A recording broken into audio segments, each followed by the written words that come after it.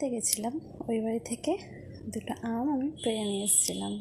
সেই আমগুলোর মধ্যে থেকে একটা আম দিয়ে আজকে তোমাদেরকে আইসক্রিম বানিয়ে দেখাবো। তাহলে দেখাই আমি কি করে আইসক্রিমটা বানালাম। তো বাড়িতে একটা কলাও ছিল, তো আম আর এই দুটো কলা নিয়ে একটা আইসক্রিম বানিয়ে ফেললাম।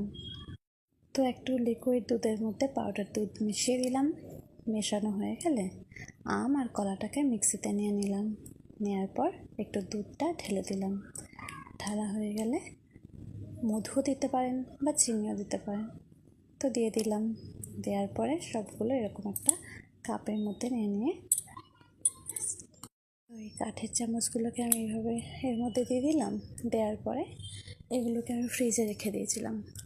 পাপা এই আইসক্রিমগুলো খেতে খুব পছন্দ করে, ওই জন্য আমি মাঝে মাঝেই এমন আইসক্রিম বানিয়ে থাকি।